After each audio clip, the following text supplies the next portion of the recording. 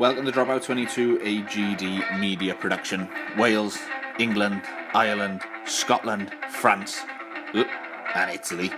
Six Nations is nearly here, folks.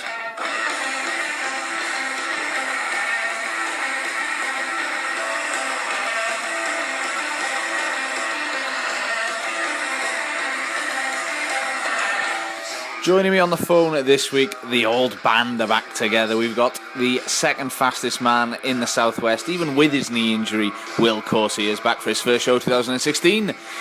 Touch rugby hero Guy Griffiths is with us, as is Patrick Andrews, and we are discussing everything Six Nations ahead of the competition that starts this weekend. Welcome aboard.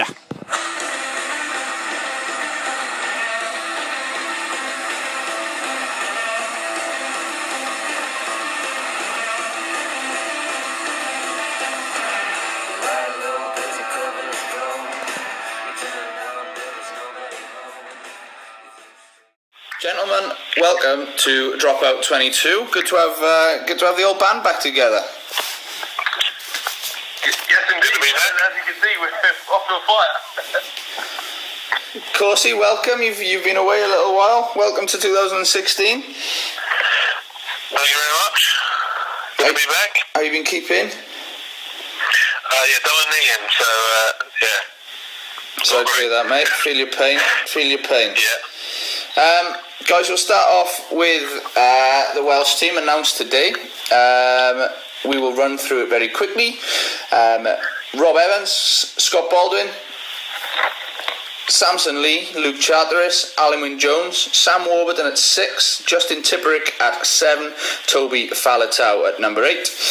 Halfback partners are Gareth Davies, not me, and Dan Bigger, Jamie Roberts and Jonathan Davis in the centres, Tom James on one wing, George North on the other wing, Gareth Hanscom at fullback. The bench then is made up of Owens, Jenkins, Francis, Davis, Lydiot, Lloyd Williams, Rhys Priestland and Alex Cuthbert. Guy, initial thoughts on that squad?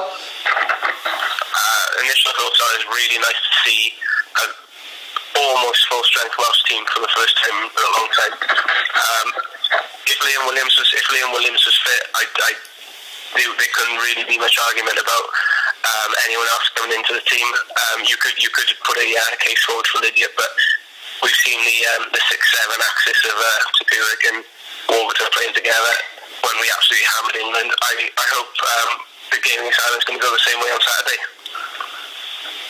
And Patty, just looking into that squad, slightly different look to the side that almost pipped you in the World Cup.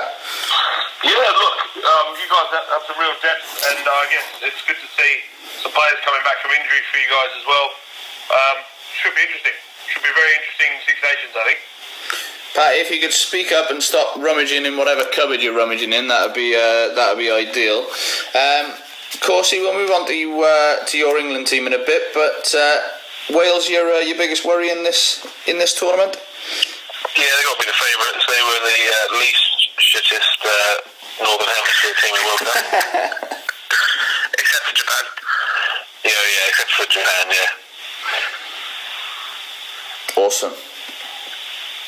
Guy, do we reckon if Liam Williams would have been fit, I'm assuming he'd have slotted straight into that 15 jersey, does that mean that Alex Cuthbert's place is in danger then next week, maybe when Liam Williams does come back? I think Alex Cuthbert's place is in big danger. He's lost his starting spot now to Tom James, who's in the shape of his life. If Tom James has an even solid game on Saturday, I think Alex Cuthbert can say goodbye to the starting jersey until he starts scoring tries again. And even then it's going to be at the push because he's obviously going to have to play his way back in. It's a lot easier to play your way out than play your way back in. If Liam Williams comes back in, that sort of covers the fullback with Rhys Priestland also on the bench. So I don't see the need for another winger. There might be another need for a centre to come in to cover that George North. George North having to go in there, so I think Alex Cuthbert would be out for 23 completely. So I think Alex Cuthbert's on his last legs. It's sad to see because even though we all know he can't kick, he can't really pass, but by God he can finish. It's quite sad to see somebody who's lacking confidence who's sort of fallen off a cliff talent-wise in the last 12 months. No, definitely. I mean, it adds fuel to the fire that was already burning, I guess, about the fact that he wasn't really a rugby player. He was just a bit of a raw athlete, and I suppose he's been found out a little bit, as many of them do. Now, one person who's probably the complete opposite of that is Justin Tipperick. We've talked about him lots and lots, and finally he's getting his shot on Saturday. I think that's another Tom James case where he's played his way in. The fact that it's got to the point where we cannot ignore him any further. We've seen the success the Southern Hemisphere teams had in the World Cup by either playing 2-7s or at least 6, where they throw the ball around and play at a high tempo and actually score tries. I think it's a bit of a sea change coming down to the Welsh team. I think even Warren Gatland with his Warren ball has finally realised that we need to start scoring points. We need to start playing at a higher tempo. I think as soon as we didn't score against the Aussies with 13 men, I think he knew the days of beating people up, being the heaviest team on the planet, as Joe Schmidt alluded to, is gone. We need to start playing like the Southern Hemisphere teams, playing a Welsh way. So we can still pick these players, but we've just got to play a bit more expansive. And I think the Justin Tipperick move is a massive positive for Wales. Brilliant stuff. Hopefully it'll come off for us on Sunday, 3:00, dreadfully on ITV. So we'll see how that goes. But Patty, we'll jump over to you now. I believe you've got the Bible with you. Yes, Gareth. Yes, indeed, I do. Give us a couple of numbers. We'll pick a number. Okay, gentlemen. And I want Corsie to pick it because he's been out of the loop for a while, and I want him to feel back at home and involved. So Corsie, 3 numbers: 121, number 105, and number 47. 47. Okay, you have picked the only England hooker to hitch a ride to an international in a coal lorry. Please continue. This very sought-after accolade goes to one Sam Tucker when England beat Wales 11-3 at Cardiff Arms Park in the 18th of January 1930. At 12:25 p.m. on the day of the match, veteran England hooker Tucker, who had 22 caps but had been dropped for this game, was working at his desk in Bristol when the telephone rang. It was the RFU secretary, Sidney Cooper, telling him that England prop Henry Roux had injured himself the previous day in training, and that Tucker, a First World War veteran who had been injured at the Battle of the Somme, was to get himself to Cardiff Arms Park as soon as possible. There you go. Fantastic. Superb. I don't know really why I laughed at the fact that he got injured in the Battle of the Somme, but... Yeah, you're a prick. That's why. There is probably that. Lovely. Thanks, Patty. More of that next week. Now, Corsie, will come on to your boys. Obviously, the side hasn't been announced yet, but it is my understanding that it will look as follows. Joe Marler, Dylan Hartley and Dan Cole will make up the front row. Then you've got Cruz and Launchbury in the second row, Rob Shaw in the 6 jersey, Haskell in the 7 jersey, and Vunipola in the 8 jersey. Then Dan Kerr, George Ford as your halfbacks, Owen Farrell at 12, Jonathan Joseph at 13, Anthony Watson and Noel on the wings, and Michael Brown at fullback. What do you make of that squad? It's basically haven't learned anything from the World Cup by the looks of it. I don't know why Farrell's playing in the centre. Absolute joke. They've tried this, they've done it before, did it with Johnny Wilkinson, didn't work, and it didn't work with Johnny Wilkinson, come on. What's his name? Rob Shaw at 6, yeah, that's fine, but then put a 7 in, he's a 7 rather than James Haskell, who's just a lump. Guy said the same thing earlier about playing more like the Southern Hemisphere teams and having two quick lads on the pitch, 2 7s on the pitch, rather than the bulky ball runners. But we seem to have not learned our lesson. Well, we might have to again after the Six Nations.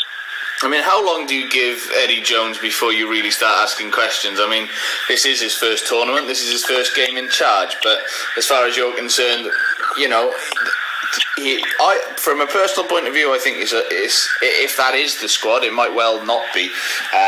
But if that is the squad, I think it's a weak call for him because he can't pick between Ford and Farrell. Yeah, he's basically we're back exactly where we were during the same time when what's his name was in charge. I forgot his name. Who's the running manager? Not Stuart Lancaster.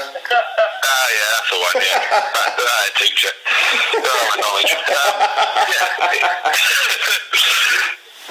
He was playing around with the decisions all the way through the World Cup as well. So I thought he'd come in and put a bit of stability into the team, or at least put in the sort of guidelines of if you're playing the best, you'll be in. But he's kind of not made his mind up. Which I know he's still got time yet, but it's a bit too late because we're in a tournament now. So.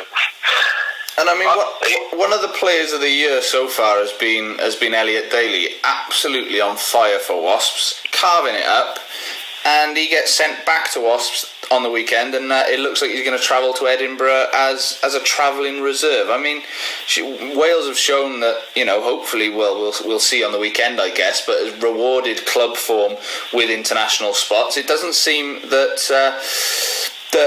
Eddie Jones is doing the same. George Ford has not been playing well at all for Bath. He was very average again on the weekend, last weekend, sorry. And Farrell has been the form 10 in the Premiership, and he sees his spot go to a bloke that's been underperforming. Patty, I mean, how much is it that you've got to get your balance right, and how much is it just getting the boys in the shirts that are playing well? Always, that's a key dilemma for a coach, you know, wanting to pick on form as well as figuring out what the best sort of 15 will be for the team they're playing against. I think we shouldn't judge yet until we've seen them play. I think the key difference will be how he's getting these guys to play as opposed to the players themselves, and that should be a key indicator on you know where he's taking the squad and where his plans are. So I don't think we should write him off just yet. Let's wait and see what sort of license he gives the players to perform and what sort of direction he has them playing, and that should be a key indicator for things to come. And Mackie couldn't join us tonight to represent Scotland, but he did text in. He isn't too confident about the weekend. In fact, I think I've forgotten what he told me. I'll be honest with you, but I think he said England were going to win by 2. It'll be close, but England by 2. He said. There we go, Patty bringing it home. Max says England by 2, but a close game. Corsie, did you go along with that?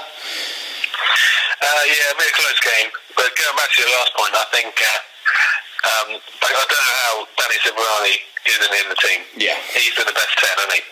I mean, he must have shagged someone, but it's a very good one. I'm sure Danny Cipriani has shagged a lot of people. To be his dick. Me and Patty discussed it at length last week, as I'm sure you listened to the show, Corsie. But no, you're right. And we mentioned as well that you're looking at a bloke like that to come on with 55, 60 minutes gone to really light up a game, to change the way that the game's going, and you're just not going to have that now because they've got both of their 10s already on the field, so there's only one way they can go, and for that reason I can see the Scots snatching it by 3. Guy, what do you reckon? I think we're going into in big quotation marks a new era for England with exactly the same team. So I think it's the media chatting this up. The coach is better. Clearly, he's proved that. He's proved that time and again. They're obviously going to be looking to play a slightly different way. Otherwise, he wouldn't have picked the same team to fail again. The Scotland team is coming into this on the back of an excellent World Cup on their part, riding across the wave under the Cotton Revolution, who has transformed the team, and they're playing some actually really, really nice rugby because they are scoring tries. They're at home. It's the first game up in the Six Nations. It's a New England team that hasn't played this way before. It's a Scotland team that's been together a year now with players who are playing for their coach, playing for the badge. It's a much tougher task for England than they seem to be making out, or the bookies seem to be making out, or anyone is even talking about at the moment. I can see it going the same way as you just mentioned, guys. I can see the Scots just coming out and not giving a monkeys about who they're playing against and just getting into them. And probably England, being the team that they usually are, will still be in it. They very, very rarely get stuffed, England. I think the Scots by a score, so by 3 points. Yeah. Gareth, can I just go out on a limb here and make a wild claim that I think the Scots are absolutely devastated from their loss to us in the World Cup. I think they've played their rugby for the next 2 years and they're going to be garbage. Okay. And I can see England. I can see this weird England team that is exactly the same, but playing perhaps a different style of rugby, putting 25 points on them and winning quite comfortably. So you heard it here first. There we go then. The Scots are getting pumped according to Patty, and I reckon, Corsie, you might be going along with that as well. What's that, getting pumped? Scotland getting pumped by England. No, I think it'll be close. It'll be close. He loves a score, Predicky. Come on, give us one. Usually loves a draw. Nil all draw. Draw, yeah. Corsie, what did you say? I didn't hear you. 15-10. 15-10 to England. There we go. So no conversions there, or penalties and a couple of tries and penalties and conversions. And okay, we'll move on. Paddy Andrews, over to you for turnover ball. A turnover ball that I could not be less interested in. Good. Keeping in fashion, we're touching on a tour of the world in terms of sports. And this week, and rightly so, we have landed on the NFL, the American football, the National Football League, if you will, with the upcoming 50th Super Bowl to be played this weekend on Sunday. So, a few things I wanted to talk about that I can't remember that I mentioned to you guys. But let's firstly look at the two teams that are contesting this prized trophy, the Vince Lombardi Trophy. This will be between the Carolina Panthers and the Denver Broncos. I don't know your NFL knowledge, guys, so we'll keep this fairly light. But Dan Marino. Me and Corsie are going to the pub. We'll leave you two to it. Well, what I wanted to touch on is obviously over here, NFL over here, I mean England, is starting to grow. It's a sport that's getting a lot more coverage in terms of the media. And over the last few years, I think it started in 2007. So coming up on 9 years now, the NFL have been hosting games in London at Wembley. And they're looking to have more games here and potentially play their All-Star game here, the Pro Bowl game here soon. What's your thoughts on NFL in general, Guy, and the growth of the sport here, and I guess the Super Bowl as a spectacle? First and foremost, I'd like to thank you for making me feel really old, because me and Gaz went on a little excursion to London 9 long years ago to watch the first one that they played between the Miami Dolphins and the New York Giants. Go on, the Giants. We didn't watch much of the football. We bought some merchandise, put a New York Giants hat on, and just got drunk. So the actual football wasn't the actual attraction. I watch it now and again. I like the Philadelphia Eagles, who are absolute shit. So it's not actually very interesting for me when I watch it. I can't see it growing much. It's far too stop-start. People say rugby's far too stop-start in this country. It is the spectacle more than the actual game, I think, because the halftime shows, the cheerleaders, things along those lines, it's a bit of a party. I think rugby can definitely learn from the marketing side quite a lot. Again, getting more people through the door, making it more of a party atmosphere. But to be honest, the actual game, whilst it has moments of absolute spectacular play and spectacular skill, I don't think it can ever take off massively in this country due to the actual stop-start nature of it. Certainly, and I guess as a sport, it sort of lends itself to television and movies because it is all built on I guess one moment plays and stop-start plays, whereas something like rugby, momentum is built and it sort of erupts towards I guess a climax, whereas this sort of sport then only really happens at the end of a close game. But in terms of the spectacle and things rugby can learn from it, I guess the Super Bowl is the pinnacle for the sport globally. It's watched all around the world. It gets a lot of media attention, and I guess the only way to compare the equivalent for rugby would be the Rugby World Cup that we've just had. Gareth, what's your thoughts on comparing the two as a spectacle, not necessarily as a sport, but what's your thoughts there? Well, yeah, as Guy said, we went to the first one in 2007, and it says a lot that a sports nut like myself and like Guy, we left before the full-time whistle, if that's what they call it. Just because we'd been there for about 4 hours, I'd spent 120 quid on booze, and we wanted to go to the pub. It hasn't got the same. I don't know. It can't grip you the same way as it does a rugby game or a football game or even a one-day cricket match, because there's not. It is just so stop-start. You have to wait for your action. The action's really short, and then you sat down waiting again. I mean. It's amazing, really, how it has grown into the spectacle it is. I mean, you think of, from a personal point of view, the biggest spectacle for me and the one that I really want to tick off my list is the State of Origin. Just because it's so high octane, it's so involved, it's non-stop, and then you're done after 80 minutes. Whereas this seems to be the complete opposite. But then you're talking to a bloke who could quite happily sit there and watch 5 days of a test match, absolutely no problem. So it's just something to do with the intricacies of it, the complexities of it. I'm sure if you sat down and sort of studied it, you'd get really involved in it. But sadly, I haven't got time to do that. Fair enough. And much like any sport, really, it's the side stories and the off-field stuff that can make a game bigger and make the spectacle bigger, I guess, certainly more appealing to the audience.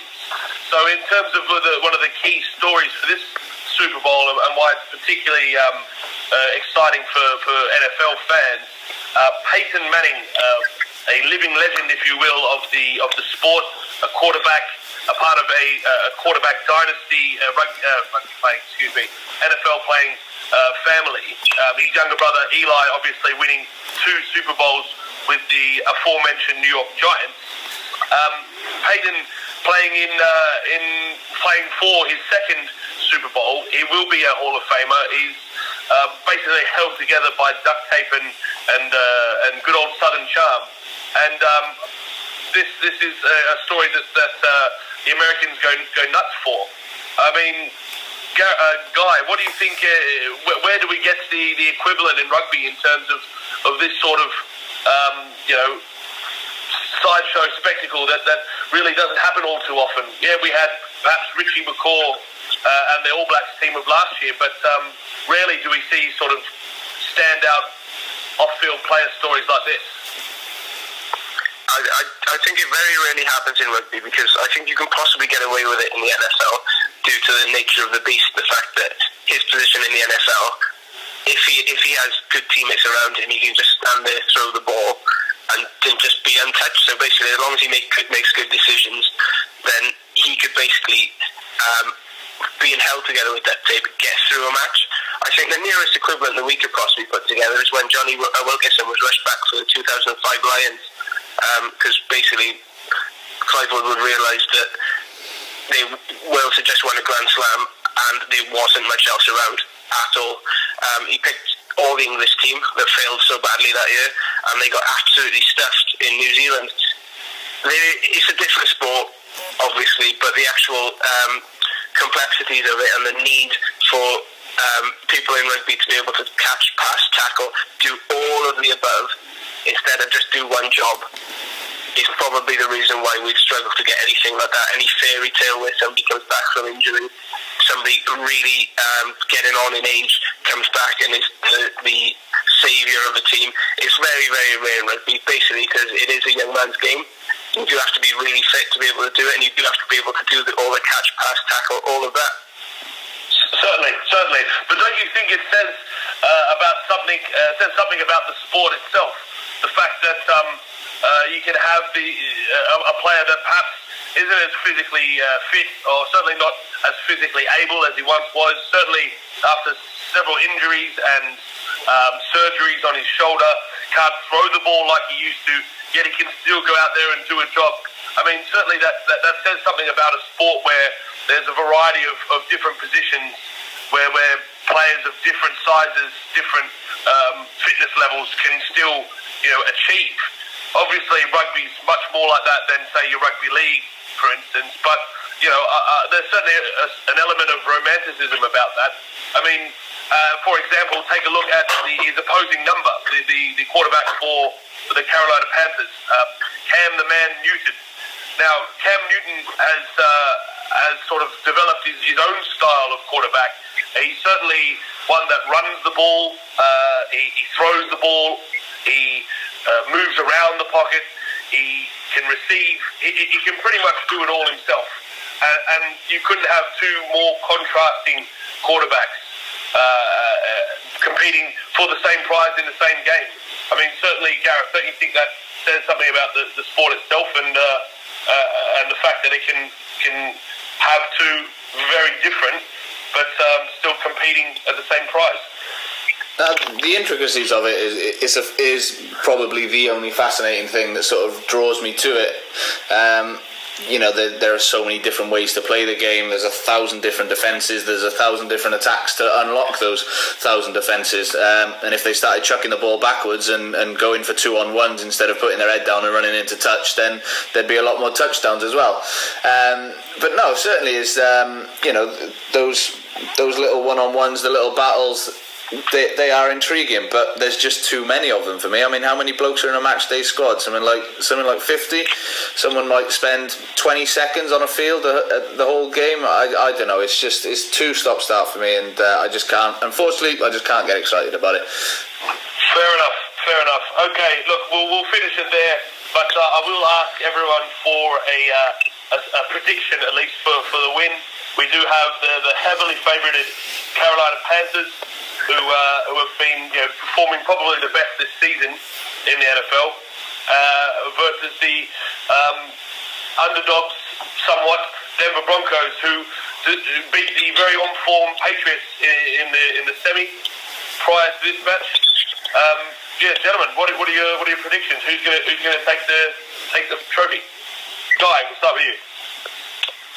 Carolina Panthers by 15. Woo! Gareth?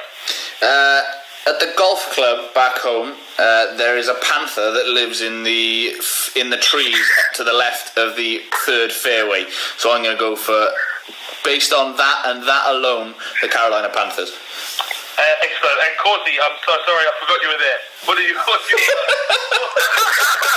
prediction? The underdog Broncos? Yeah. Go for a draw. Yeah, Broncos 35-24. Loves a score prediction. Game. Okay, fantastic. I myself, partial to a bit of nostalgia and the underdog story, will also be going for the Denver Broncos. There we go. Back to you, Gareth. Thank you, mate. Join us here next week when we may or may not discuss and dissect that final score. Of course, you've seen as you've been completely neglected by Pat and just sat there on your thumbs for the last... His explanation took as long as the fucking game of bloody American football. Let's get back to rugby, shall we? Right, you haven't been here for a couple of weeks, so I've got a little quiz for you. How many tries have you scored this season, Corsie? 2 tries. 2 tries. Therefore, I will give you 2 questions. Would you like to go? If you were going to pick, Corsie, a rugby area as your area of expertise, what would that be? I think I'll probably go Rugby World Cup, England winning team 2003. Rightio. So, would you like to go home or away? I'll go home first. Go home first. Okay. The 2003 Rugby World Cup mainly revolved around the initials JW. As we all know, Johnny Wilkinson knocked over the winning drop goal. But Will Corsie, can you name the other two men in the squad with the same initials?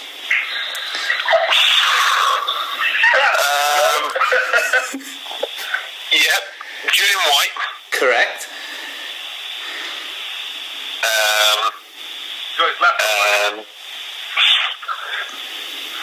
Jason Leonard, spell his name wrong? I'll give you a couple of moments to think. No pressure. You know, there's nothing like dead air time. Yeah, was he a forward or back? He was a forward. Sorry. He didn't touch the ball much.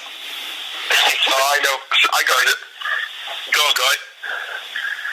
He made loads of tackles, Will. He was picked. Oh, yeah. Only makes tackles, never touches the ball, Joe Worsley. Correct. And your away question is, you've already displayed your stunning knowledge of the modern game, Corsie, by not knowing who Stuart Lancaster is. So, in fact, boys, this is for all three, but Corsie, I expect you to get closest. How many of the 2016 English Six Nations squad have never played in a Six Nations game? Out of the squad of 33, how many have never played in a Six Nations game? Patty? 6. Guy?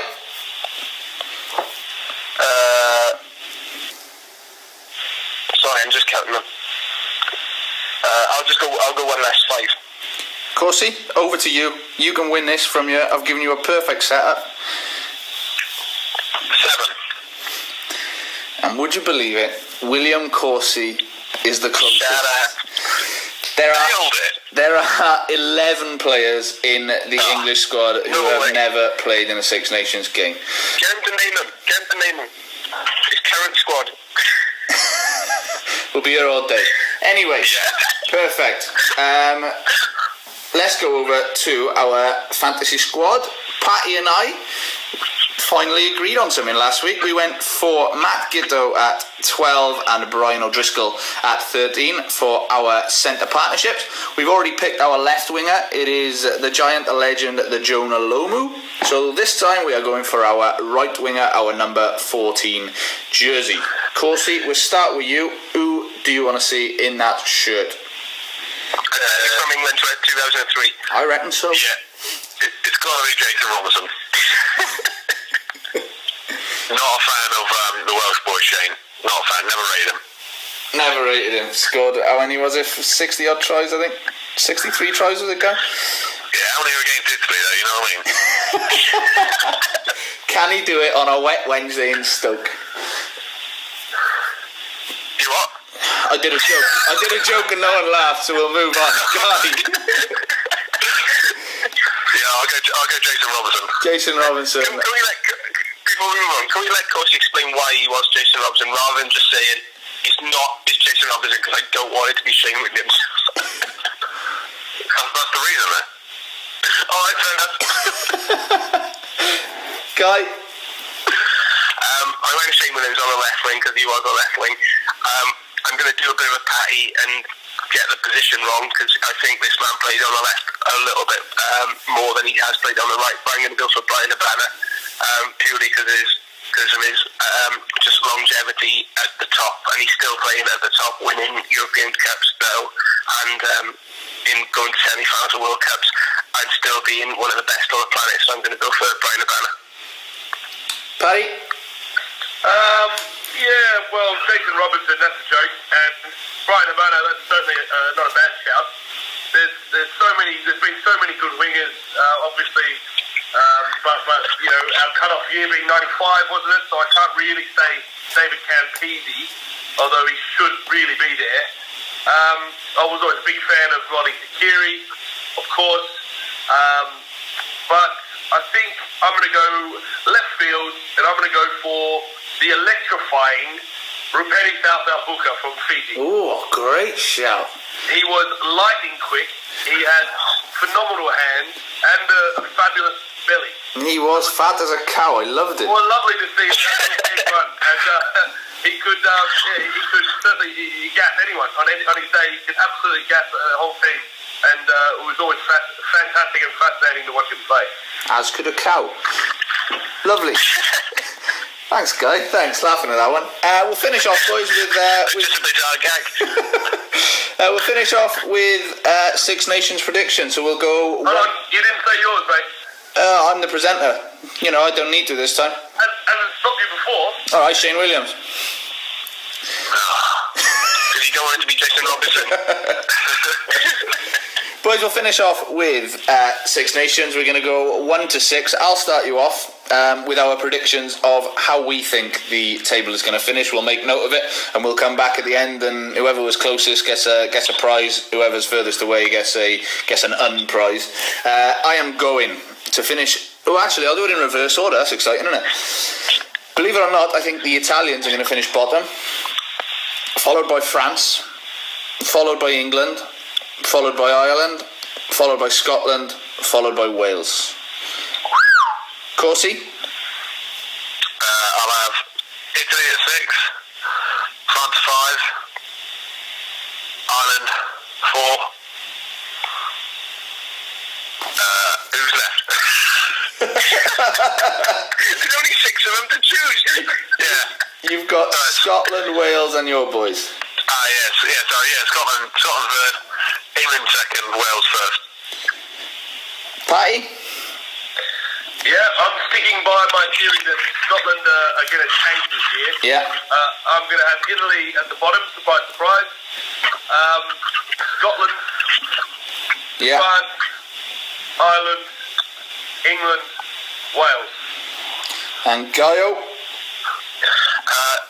I spoke to Gaz about this earlier. I really can't pick the middle 4. It's going to be tighter than a duck's there, but I'm going to stick my neck out. I'm going to go Italy bottom, not sticking your neck out on that, that's obvious.